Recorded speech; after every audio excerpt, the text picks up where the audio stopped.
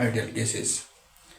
आज के लेक्चर में हम आइडियल और नॉन आइडियल गैसेस के बारे में पढ़ेंगे कि आइडियल और नॉन आइडियल गैसेस में क्या फ़र्क है। और दूसरी बात यह है कि इस लेक्चर में हम ये भी पढ़ेंगे कि हम किस तरह आइडियल और नॉन आइडियल पहचानेंगे। फॉर एग्जांपल एमसीक्यूज़ में दिया जाए कि ये दो केसेस है, आप बताएं कि इसमें कौन सा आइडियल है और कौन सा नॉन आइडियल है। तो इसके लिए भी मैं आप लोगों को एक शॉर्ट ट्रिक बताऊंगा। अच्छा, पहली बात यह है कि आप लोगों ने पेन और रजिस्टर जो है वो अपने साथ रखना है और लेक्चर जो है वो अपने साथ नोट करना है, क्योंकि अगर आप यूट्यूब में देखेंगे लेक्चर, आप लोगों के जहन में आएगा कि मैंने तो ये लेक्चर सीख लिया है, लेकिन फिर बाद में आप देखेंगे तो आपके दिमाग से वो निकल गया होगा। मतलब ये कि ये वो लठाइल होता है, तो आप लोगों के पास पेन और रजिस्टर होना चाहिए। अच्छा, अब हम स्टार्ट कर रहे हैं। What are the differences between ideal and non ideal gases, कि आइडियल और नॉन आइडियल गैसेस में क्या फ़र्क है। तो सबसे पहले जो फ़र्क है वो है PV is equal to nRT। इस PV nRT को हम कहते हैं ideal gas equation. Ideal gas equation PV is equal to nRT को हम कहते हैं आइडियल गैस इक्वेशन। अगर वो गैसेस जो आइडियल गैस इक्वेशन को फॉलो करें, वो गैसेस जो इस इक्वेशन को फॉलो करते हैं, इनको हम नाम देते हैं आइडियल गैसेस। दोबारा सुने, वो गैसेस जो आइडियल गैस इक्वेशन को ओबे करते, वो गैसेस जो आइडियल गैस इक्वेशन को PV is equal to nRT को फॉलो करते, तो इन गैसेस को हम नाम देते हैं ideal gases. Ideal gases first point. तो नॉन आइडियल गैसेस के लिए क्या होगा, इसको अपोजिट कर लो। वो गैसेस जो PV is equal to nRT को फॉलो नहीं करते, तो उनको हम नाम देते हैं नॉन आइडियल गैसेस। वो गैसेस जो आइडियल गैस इक्वेशन को फॉलो करते, उसको हम नाम देते हैं आइडियल गैसेस। और वो गैसेस जो आइडियल गैस इक्वेशन को फॉलो नहीं करते, तो उसको हम नाम देते हैं नॉन आइडियल गैसेस। ये कहाँ से आया है? शायद आप लोगों ने 9th क्लास में पढ़ा हो गैस लॉस। तो आप गैस लॉस जब पढ़ेंगे तो इन गैस लॉस से ये इक्वेशन डिराइव हुआ है। बॉयल्स लॉ, चार्ल्स लॉ, इसके बाद एवोगाड्रोस लॉ भी है। तो इन तीनों को कंबाइन करके हम ये इक्वेशन डिराइव करते हैं। उम्मीद है कि आप लोगों को ये फर्स्ट पॉइंट समझ आ गया हो। दूसरे पॉइंट की तरफ हम चलते हैं, इंटरमॉलिक्यूलर फोर्सेस। ये IMF वो जो इंटरनेशनल मॉनेटरी फंड नहीं है, ठीक है ना, ये IMF intermolecular forces. IMF stands for intermolecular forces. अच्छा, दूसरा पॉइंट है इंटरमॉलिक्यूलर फोर्सेस। आइडियल गैसेस के लिए जो इंटरमॉलिक्यूलर फोर्सेस है, फॉर एग्जांपल एक गैस है, ये फॉर एग्जांपल एक गैस है। इस गैस के अंदर जो मॉलिक्यूल्स है, इस गैस के अंदर मॉलिक्यूल्स है, अगर इन मॉलिक्यूल्स में इंटरमॉलिक्यूलर फोर्सेस जो है, फॉर एग्जांपल आपने एक आइडियल गैस उठाया हुआ है, ऑक्सीजन या हाइड्रोजन या नाइट्रोजन। तो नाइट्रोजन, हाइड्रोजन, ऑक्सीजन के गैस है, ये आइडियल गैसेस है। इन मॉलिक्यूल्स के दरमियान जो इंटरमॉलिक्यूलर फोर्सेस होते हैं वो वीक होते हैं। तो इसका मतलब ये है कि आइडियल गैसेस में जो इंटरमॉलिक्यूलर फोर्सेस है वो वीक होते हैं, और ये जो नॉन आइडियल गैसेस है उसमें इंटरमॉलिक्यूलर फोर्सेस जो है वो स्ट्रांग होते हैं। दूसरा पॉइंट, तीसरे पॉइंट की तरफ आते हैं, साइज। तो आइडियल गैसेस का जो साइज है वो क्या होता है, स्मॉल। आइडियल गैसेस का जो साइज होता है वो स्मॉल होता है। इसका मतलब यह है कि वो गैसेस जिसका साइज स्मॉल हो तो उसको हम नाम देंगे आइडियल गैसेस, और जिसका साइज जो है वो लार्ज हो तो उसको हम नाम देते हैं नॉन आइडियल गैसेस। चौथा पॉइंट क्या है, Z का क्या मतलब है, compressibility factor. Compressibility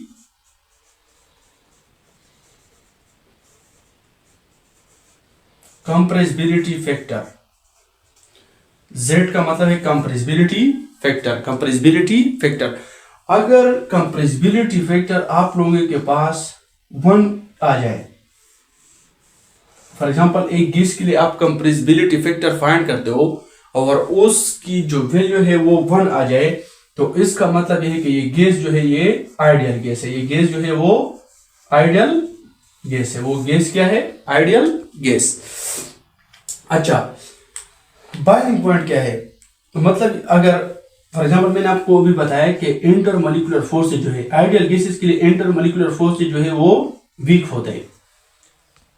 ideal gases के लिए इंटरमोलिकुलर फोर्सेज जो है वीक होते हैं। फॉर एग्जांपल ये दो मॉलिक्यूल है, इन दो मॉलिक्यूल्स के दरमियान जो है वो इंटरमोलिकुलर फोर्सेज जो है वो वीक है।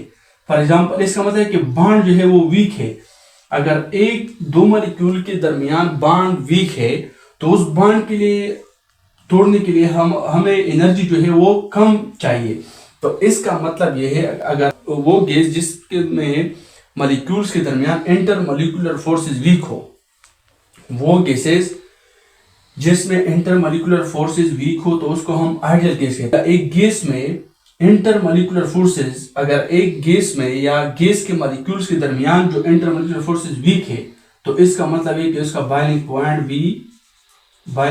भी लो है। इसका मतलब है कि बॉइलिंग पॉइंट इसका लो है। तो इसका मतलब है कि यहाँ पर नॉन आइडियल गैसेस के लिए जो कंप्रेसिबिलिटी फैक्टर है Z वो 1 के बराबर नहीं होता। यहाँ पर गैसेस जो है वो डिविएशन शो करते हैं।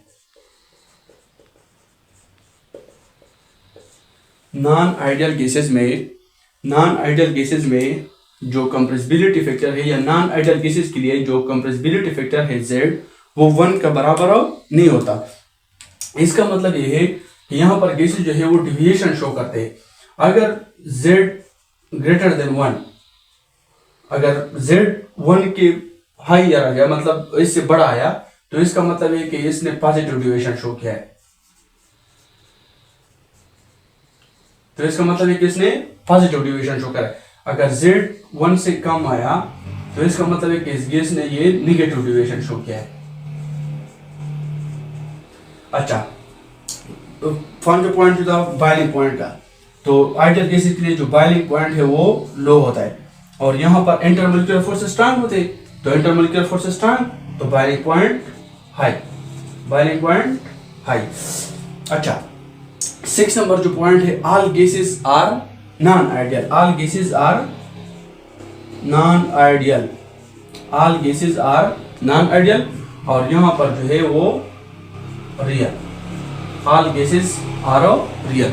तो इसको हम नाम भी लेते हैं कि नॉन रियल गैसेस। इसको हम शॉर्टकट नाम लेते हैं आल्सो कॉल्ड रियल गैसेस। अच्छा, दोबारा रिवाइज करते हैं। वो गैसेस जो आइडियल गैस इक्वेशन को फॉलो करते हैं इसको हम आइडियल गैसेस कहते हैं और जो फॉलो नहीं करते इसको हम नॉन आइडियल गैसेस कहते हैं। दूसरा पॉइंट जो है इंटरमोलिकुलर फोर्सेस का, वो गैसेस जिसमें इंटरमोलिकुलर फोर्सेस स्ट्रांग हो उसको हम नॉन आइडियल गैसेस कहते हैं और जिसमें वीक हो उसको हम नाम लेते हैं आइडियल गैसेस। तीसरा जो पॉइंट है साइज, अगर वो गैस जिसका साइज स्मॉल हो तो उसको हम नाम देंगे आइडियल गैसेस। अगर जिसका साइज जो है वो लार्ज उसको हम नाम लेते हैं नॉन आइडियल गैसेस। जिसका बॉइलिंग पॉइंट कम हो उसको हम नाम लेते हैं आइडियल गैसेस और जिसका बॉइलिंग पॉइंट ज्यादा हो उसको हम नॉन आइडियल गैसेस। और 6 पॉइंट जो है, 6 पॉइंट जो है वो all gases are non ideal. इसका मतलब है कि ऑल गैसेस आर रियल। अच्छा, तो ये मैंने आप लोगों के साथ एग्जांपल लिखे हैं कि hydrogen is ideal gas, oxygen is ideal gas, nitrogen. अच्छा चलो जी, अब हम इन एमसीक्यूज को सॉल्व करते हैं। ये आप लोगों के पास हैंड्स है एमसीक्यूज को सॉल्व करने के लिए। फर्स्ट जो है वो है नॉन पोलर एंड पोलर। जितना एक गैस नॉन पोलर होगा उसका मतलब है कि वो आइडियल होगा, वो आइडियलिटी की तरफ जाएगा। ठीक है, ये फर्स्ट पॉइंट। दूसरा पॉइंट है इंटरमोलिकुलर फोर्सेस। अगर इंटरमोलिकुलर फोर्सेस वीक हो तो इसका मतलब है कि ये आइडियल है। ये क्या है? आइडियल। अगर स्ट्रांग हो तो इसका मतलब है कि ये नॉन आइडियल है। ये तो हम लोगों ने स्टार्टिंग में पढ़ा है। अगर साइज क्या हो? स्मॉल हो तो इसका मतलब है कि ये आइडियल है।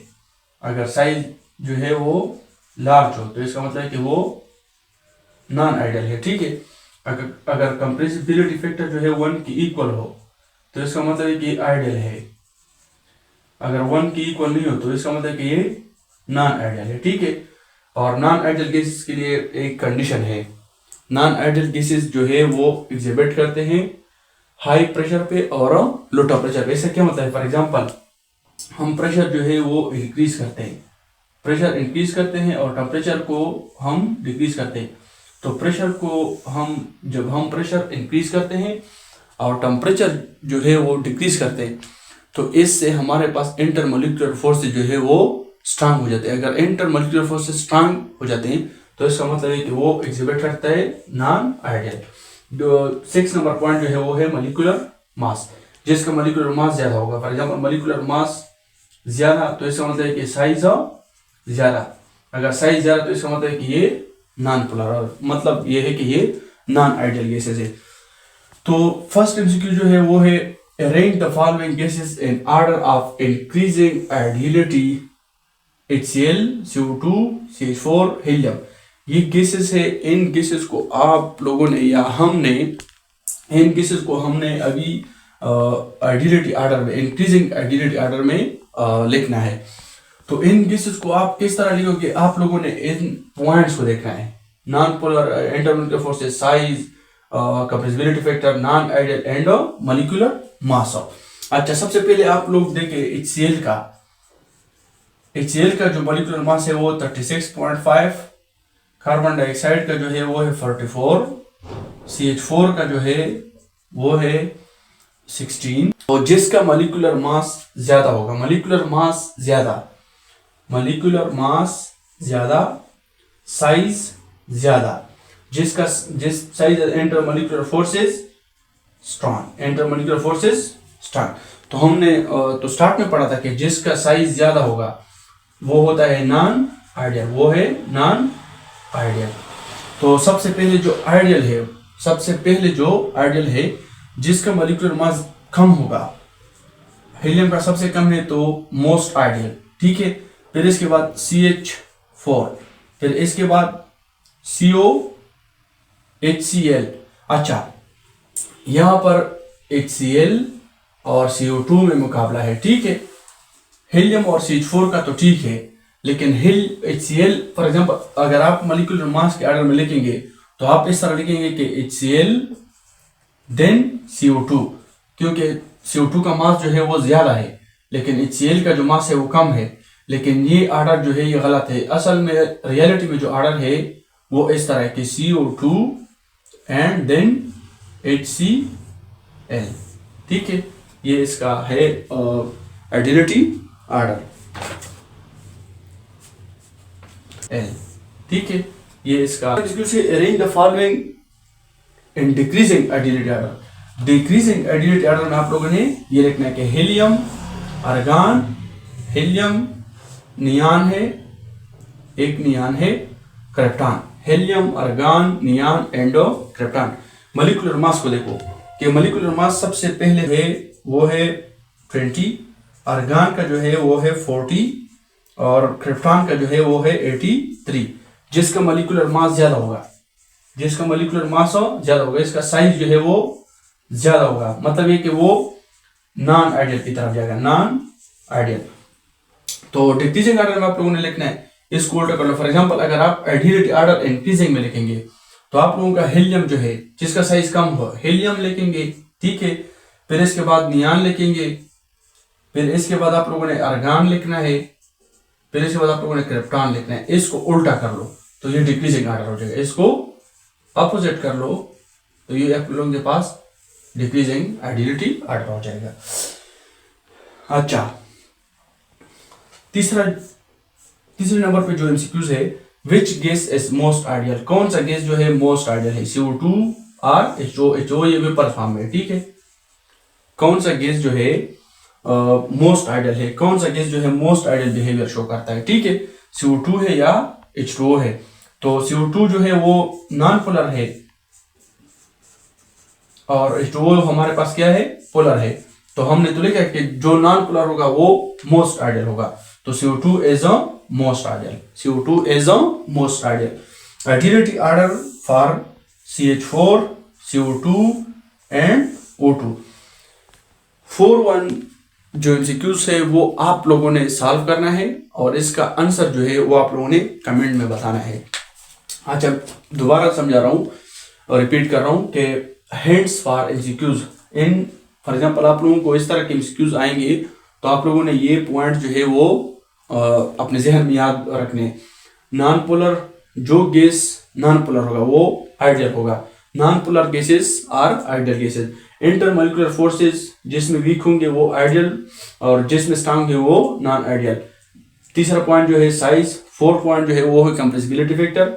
फिफ्थ नंबर जो है वो नॉन आइडियल। नॉन आइडियल जो है वो high pressure and low temperature पे एग्जिस्ट करता है, ठीक है। और आइडियल गैसेस के लिए ये पॉइंट आप लोगों ने जहन में याद रखना है कि आइडियल गैसेस वो होते हैं जो एवरी टेम्परेचर एंड प्रेशर पर एग्जिस्ट करते हैं। एवरी टेम्परेचर, हर टेम्परेचर और प्रेशर पर आइडियल गैस इक्वेशन को फॉलो करते हैं, वो है आइडियल गैसेस। तो उम्मीद है कि आप लोगों को इस लेक्चर का समझ आया होगा, कुछ आप लोगों ने सीखा होगा। मैंने आप लोगों को स्टार्ट में बताया था कि आप लोगों ने ये नोट करना है, अपने साथ नोट कर ले और इसके साथ प्रैक्टिस कर ले और अपने लिए गैसेस उठाए और वो देखे और इस पे ये पॉइंट्स अप्लाई कर ले कि कौन सा आइडियल है, मोस्ट आइडियल, कौन सा नॉन आइडियल है, ठीक है। आप लोगों ने इस वीडियो से कुछ सीखा हो तो बराए मेहरबानी इस वीडियो को अपने फ्रेंड्स के साथ भी शेयर कर लो। इंशाल्लाह हमारे साथ जुड़े रहे। इसके बाद और भी इस तरह के खूबसूरत और ट्रिकी लेक्चर जो है वो आप लोगों के साथ हम शेयर करेंगे। थैंक यू, अल्लाह हाफिज़।